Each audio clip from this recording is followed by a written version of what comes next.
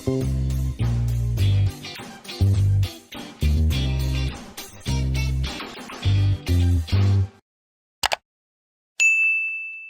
எல்லாரும் எப்படி இருக்கீங்க? Welcome back to chef Deena's kitchen. இன்றைக்கி நம்ம கிச்சனில் பார்க்க போகிற ரெசிபி மார்னிங் பிரேக்ஃபாஸ்ட்டு ரொம்ப சூப்பரான ரெசிபி பார்க்க போகிறோம். அது என்ன கேட்டிங்கன்னா பச்சைப்பயிறு தோசை. அதாவது ஆந்திராவில் பார்த்தீங்கன்னா பெசரட்டு சொல்லுவாங்க. அந்த பச்சைப்பயிறு தோசை எப்படி ரெடி பண்ணுறது பார்க்க போகிறோம். இது கூட இந்த பூண்டு சட்னி எப்படி பண்ணுறது பார்க்க போகிறோம்.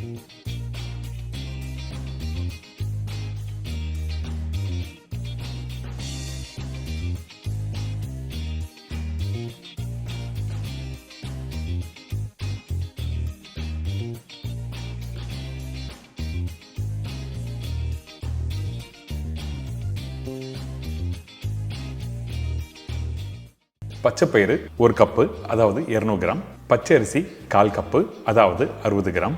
பச்சை மிளகாய் 3லேருந்து 4 நம்பர்.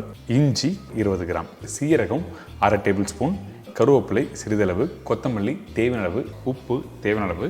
நெய் சமைக்கிறதுக்கு தேவையான அளவு. இதாங்க இந்த ரெசிபிக்கு தேவையான பொருட்கள். இந்த பச்சைப்பயிறு தோசை, அதாவது பெசரட்டுன்னு சொல்லுவாங்க ஆந்திராவில். நம்ம என்ன பண்ணுவோம், நார்மலாக வீட்டில் இட்லி அரிசி, பச்சை அரிசி, உளுத்தம்பருப்பு இதெல்லாம் போட்டு நல்லா ஊற வச்சு அரைச்சி நார்மலாக வீட்டில் தோசை விடுவாங்கள்ல. இதுவே ஆந்திராவில் பார்த்தீங்கன்னா இந்த பச்சைப்பயிறு, அதுக்கப்புறம் சீரகம், பச்சை மிளகாய், இஞ்சி இதெல்லாம் நல்லா ஊற வச்சு அரைச்சி அதுக்கப்புறம் தோசை விடுவாங்க. ஆனால் இந்த பச்சைப்பயிறு யூஸ் பண்ணும்போது என்ன பண்ணோன்னா, ஊற வச்சு புளிக்க வைக்க மாட்டாங்க. டேரெக்டாக ஃப்ரெஷ்ஷாக மாவு அரைச்சி அதுக்கப்புறம் தான் யூஸ் பண்ணுவோம் தோசை சுடுறதுக்கு. அதே மாதிரி தான் இப்போ நம்ம என்ன பண்ணுறோன்னா, இந்த பச்சைப்பயிறு 1 கப்பு போடுறோன்னா 1/4 கப் அளவுக்கு பச்சை அரிசி போட்டுருக்கோம். இதில் தண்ணி ஊற்றி ஊற வைக்கிறோம். ஊற வைக்கிற பக்கம் என்ன கேட்டிங்கன்னா, குறைஞ்சபட்சம் 5லேருந்து 6 மணி நேரம் நல்லா ஊறட்டும். அப்போ தான் அரைக்கும் போது ஈஸியாக அரையும் மிக்சியில். இப்போ நல்லா வடிகட்டி எடுத்து வச்சுருக்கேன்ல, இந்த இடத்துல காரத்துக்கு ஏற்ற மாதிரி 3லேருந்து 4 பச்சை மிளகாய், இஞ்சி, கொத்தமல்லி, கருவேப்பிலை, சீரகம்.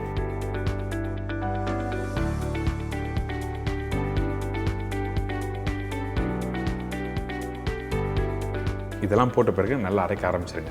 அரைக்கும் போது கூட உப்பு போடலாம், இல்லை அரைச்ச பிறகு கூட உப்பு போடலாம். சரிங்களா? இப்போ அரைக்க ஆரம்பிக்கணும். இந்த மிக்ஸி ஜாரில் அரைக்கும் போது எந்த அளவுக்கு பக்குவமாக அரைக்கணும் கேட்டிங்கன்னா, கொஞ்சமாக தண்ணி ஊற்றி அரைக்க ஆரம்பிங்க. அதே டைமில் நல்லா ஃபைன் பேஸ்ட்டாக அரைச்சிக்கணும். நீங்கள் நார்மலாக வீட்டில் இட்லி தோசைக்கு அரைப்பீங்க பார்த்தீங்களா, அதே மாதிரி பக்குவத்தில் அரைச்சிருங்க. ஆனால் அரைக்கும் போது இந்த பேட்டர் பார்த்தீங்கன்னா கொஞ்சம் திக்காக இருந்தால் தோசை சுடுறதுக்கு வந்து கிறிஸ்பியாக வரும். இல்லை கொஞ்சம் தண்ணி ஆயிடுச்சுன்னா கரெக்டான பக்குவத்தில் கொடுக்காது. அதனால் இந்த மாதிரி பக்குவத்துக்கு கரெக்டாக நீங்கள் அரைச்சி எடுத்துருங்க. பார்த்தீங்களா, ஃபைன் பேஸ்ட்டாக அரைச்சிக்கணும்ல, இந்த மாதிரி தான் அரைச்சிக்கணும்.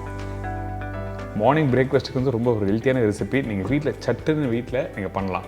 ஒரு நாளுக்கு முன்னாடி இந்த மாதிரி பச்சை பயிரும் பச்சை அரிசியும் ஊற வச்சுட்டு மறுநாள் காலை அரைச்சி வீட்டில் இருக்க குழந்தைங்களுக்கோ இல்லை பெரியவங்களுக்கோ தோசை சுட்டு கொடுத்தீங்கன்னா ரொம்ப விரும்பி சாப்பிட்டு போவாங்க. இதுக்கப்புறம் இந்த அரைச்ச மாவில் தேவையான உப்பு போட்டு நல்லா மிக்ஸ் பண்ணுறோம்.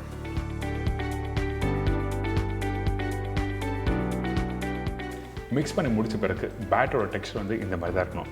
இந்த அளவுக்கு திக்காக இருந்தால் தான் தோசைக்கல்லை ஊற்றி அதுக்கப்புறம் கிறிஸ்பியாக நீங்கள் சுட்டு எடுக்க முடியும்.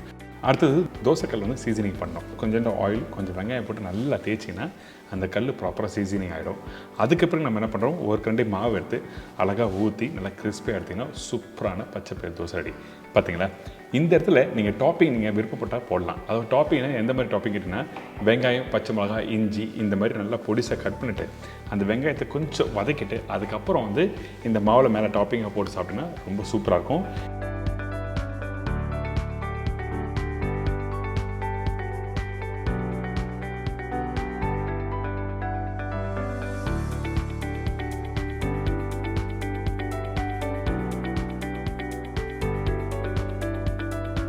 நீங்கள் தோசை கல் தோசையும் சாப்பிட்லாம், பிளெயின் தோசையும் சாப்பிட்லாம். ஆந்திராவில் பார்த்தீங்கன்னா பர்டிகுலராக இந்த மாதிரி ரெசிபிக்கு கொஞ்சம் உப்புமா உள்ள ஸ்டஃபிங் வச்சு அதுக்கப்புறம் தருவாங்க. அப்படிலாம் இஞ்சி சட்னியும் தொட்டு சாப்பிட்லாம். இந்த மாதிரி பல வகையான சட்னியோ இல்லை டாப்பிங்ஸோ போட்டு சாப்பிட்டீங்கன்னா ரொம்ப நல்லாயிருக்கும்.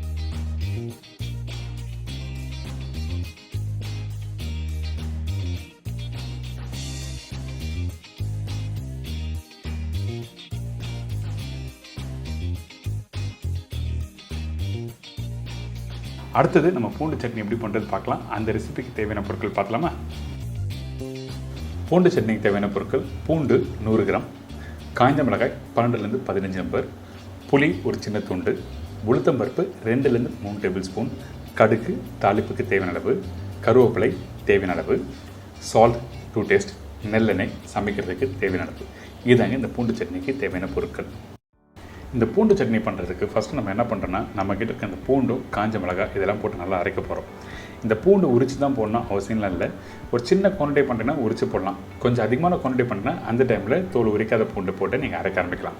அதே டைமில் கொஞ்சம் உப்பு கொஞ்சம் தண்ணி ஊற்றி நல்லா அரைக்க ஆரம்பிச்சிருங்க.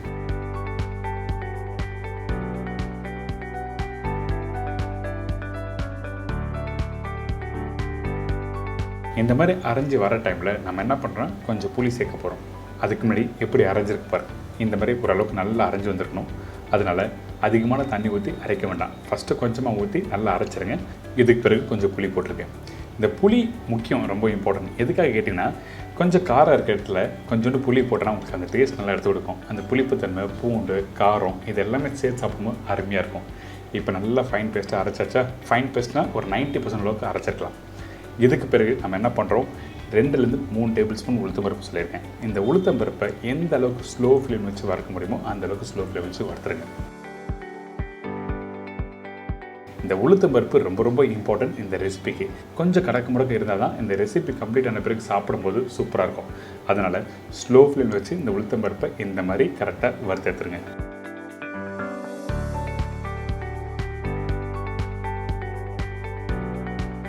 இதுக்கு பிறகு நம்ம என்ன பண்ணுறோம், இதை அரைக்க போகிறோம்.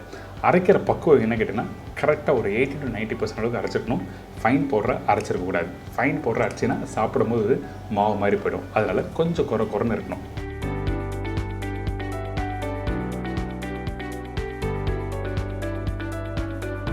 பார்த்தீங்களா எப்படி அரைச்சிருக்குன்னு? இந்த மாதிரி அரைச்சி எடுத்துருங்க. அடுத்து நம்ம என்ன பண்ண போகிறோம்னா, ஒரு கடாயில் எண்ணெய். இந்த ரெசிபிக்கு இன்னொரு இன்க்ரீடியன்ஸ் ரொம்ப ரொம்ப இம்பார்ட்டன்ட், நல்லெண்ணெய். நல்லெண்ணெய் கொஞ்சம் தாராளமாக ஊற்றுங்க. அப்போ தான் உங்களுக்கு கெட்டு போகாமல் அப்படி இருக்கும் குக் பண்ணி முடித்த பிறகு. ஸோ இந்த ரெசிபிக்கு ரீஃபைண்ட் ஆயில் யூஸ் பண்ணலாமல் கேட்டோம்னா என்னோட சஜஷன் ரீஃபைண்ட் ஆயில் வேண்டாம், வேறு நல்லெண்ணெய் மட்டும் தான் யூஸ் பண்ணணும். கடுகு தாளிப்பாக போட்டிருக்கேன், கொஞ்சம் பச்சை கருவேப்பிலை, காஞ்ச மிளகாய், வறுத்து பவுடர் பண்ணி வச்சுருக்க இந்த உளுத்தம் பருப்பு. இதை போட்ட பிறகு ஸ்லோ ஃப்ளேமில் திருப்பி வறுக்க ஆரம்பிக்கிறோம். இந்த இடத்துல கொஞ்சம் லைட்டாக அந்த கோல்டன் ப்ரௌன் கலர் வரும் பார்த்தீங்களா? அந்த டைமில் அரைச்சி வச்சுருக்க அந்த பூண்டை இதில் போட போகிறோம். அதனால் இங்கே பாருங்கள், இந்த அளவுக்கு கரெக்டாக குக் பண்ணி எடுத்துருங்க இந்த உளுத்தம் பருப்பை.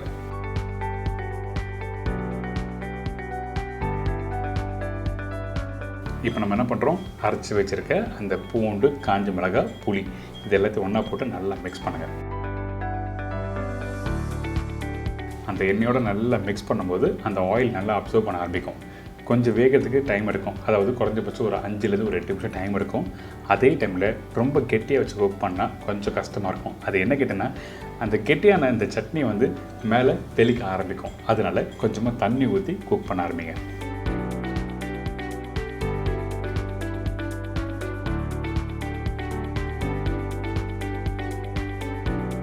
நல்லா வெந்து வர டைமில் அந்த ஆயில் மேலே வருதுன்னா அப்போ ஆல்மோஸ்ட் ரெடி ஆகிடுச்சுன்னு அர்த்தம்.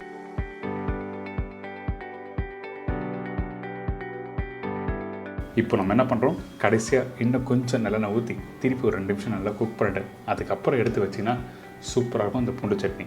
கைப்படாமல் நீங்கள் அப்படியே எடுத்து வச்சிங்கன்னா ஒரு 4லேருந்து 5 நாள் நல்லா சாப்பிட்லாம். அப்படி இல்லை, கொஞ்சம் டவுட்டாக இருக்குது, நான் ஸ்டோரேஜ் பண்ணிக்கலாம்னு நினச்சிங்கன்னா அப்போ நீங்கள் ஃப்ரிட்ஜ்லேயும் வச்சுக்கலாம், ஒன்றும் தவறு எதுவுமே இல்லை.